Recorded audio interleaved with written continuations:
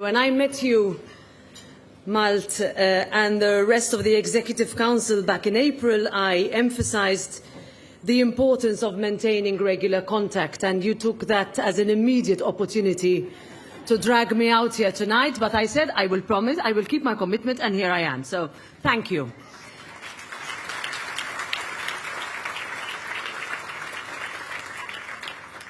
Thank you also for making sure that your invitation came with such great hospitality. I didn't check the wine list, but rest assured, whether it's Californian, Australian, Chilean or French, all good wine is welcome here in Europe. Sorry to my French colleagues there, I can see. So I have a proper speech prepared, of course, for tonight. But since I already gave away the tagline, I wanted my message tonight to be simple: that Europe is open for business. The European Parliament is simplifying, we are consolidating, and we are working to see our transatlantic economy grow even stronger. And you will not often hear the President of the European Parliament say this, but I can tell you that you will say the following words more and more often: we have our industries back. Allow me to start by stating some facts. We are, first of all, the world's single largest market. We have a highly skilled, highly educated workforce. Our unique blend of open markets and social safety nets is what makes us different. It's what makes us attractive. And your operations here are proof that it works. And yet, that doesn't mean that we shouldn't be honest to ourselves about where we could do better. I've met with a number of business and industry representatives over the past year, and I know the challenges you face. Fragmentation in our single market means that you sometimes need to navigate through 27 different national systems. When it comes to reporting, you often find yourselves dealing with double, sometimes even triple the paperwork. Last year, the CEO of a leading telecoms company in Europe told me that the vast majority of his board meetings are dedicated to compliance. And that, I think, is not sustainable. So that's why here, as President of the European Parliament, together with all the number of MEPs that I see around the tables here, we want this legislature to focus on strengthening Europe's competitiveness, on building a Europe that is flexible, that is agile, that is able to adapt, that is unafraid to change, or even reverse course if needed. A Europe that recognizes that legislation, and we are the legislators, we are the lawmakers who are responsible for everything we vote on, that legislation must provide a stable and predictable framework for businesses to grow. That doesn't keep revising its directives and regulations out of a lack of strategic vision or a knee-jerk reaction to every new challenge. So ultimately, I would like to see a Europe where bureaucracy is cut, where businesses see a return on their investments, and where simplicity, this is difficult to say, considering the institution I represent, but where simplicity is a way of operating, ingrained in our thinking, in everything we do. That is one commitment that I wanted to share with you tonight. And I can also assure you that it is one that runs deep throughout our entire complicated House. A year ago, just exactly a year ago, voters elected a very new, very different Parliament. We've reformed, we're much faster, we're more decisive, and we're more effective. You saw, I hope you saw, how quickly we were able to postpone certain corporate and sustainable reporting requirements, the so-called Stop the Clock initiative, and the move to suspend penalties on the automotive sector. That is something the Parliament led, and I can tell you something I would not have imagined when I first got elected to the Parliament 12 years ago. What are our next steps? Our next steps are now set on further simplifying the EU carbon border adjustment mechanism and examining the long-term implications of anywhere else outside this room. I would not be able to use these acronyms, but I can use them here: CSRD and CSDDD. You know, we spend a whole campaign going around countries going CSRD, CSDDD, and voters would ask us, what are you talking about? But I guess in this room I can say this without having to explain.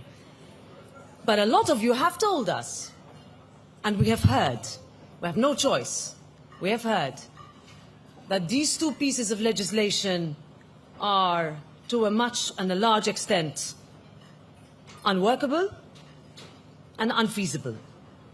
And we hear that because as co-legislators we understand the responsibility that we have, beyond anything else, to make things easier, simpler, smoother. If our continent is not the one that is able to break down barriers rather than put up new ones, to provide solutions and not to become part of the problem, then we are not doing our job well.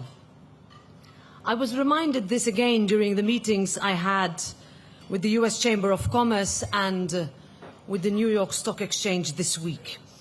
The reality is that the difference in the US system isn't simply about the depth of its capital markets.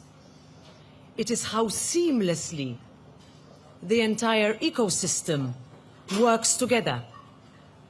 From early stage funding to scaling up and going public, every step is connected with clear and predictable pathways. It is a system that is designed specifically to channel capital efficiently into innovation and growth.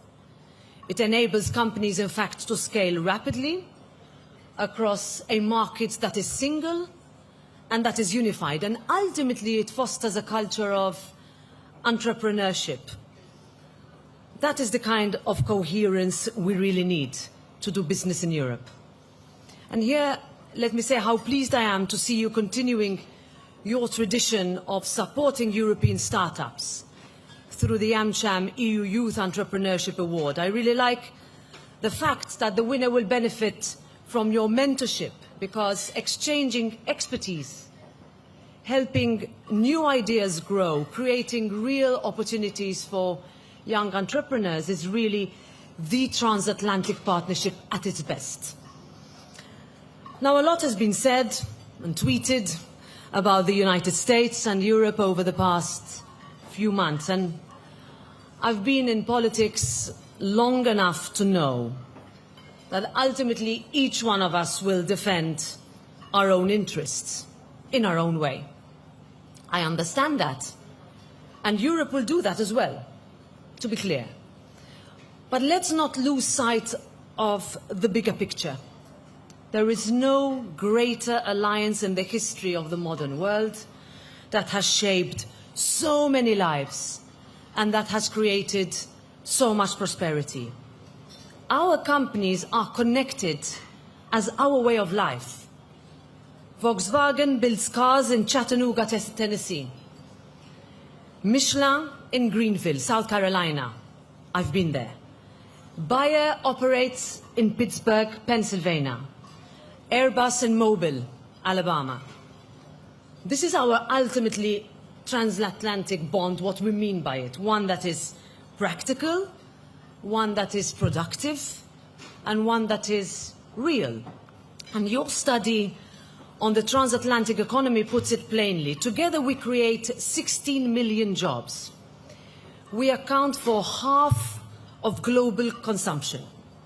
We generate $7.5 trillion in annual commercial sales, and we represent 1/3 of global GDP. So to me, the answer is clear. there are no more natural partners than we are to each other. And this is what me and my colleagues say when we meet with our US counterparts, what I said this week in New York. I also met there with your counterparts in the European American Chamber of Commerce, but also wherever I go. I was in Ohio for the Dayton Accords commemoration a few weeks ago in Washington, D.C. And everywhere that we go, the message that we give, but also, frankly, that we receive, is that tariffs are not the answer. Now, in Europe, we fully agree. Our global economic philosophy has always been about open, free, and fair trade that benefits everyone. Because we understand that it is always preferable to some losing and others losing a little bit less. Of course, we regret the recent decision to impose a 50% tariff on foreign steel and aluminium. But now is the time to be talking about trade deals and not trade disputes. That's how both our economies have grown over the years. This is not the first conversation we're having on tariffs with the United States.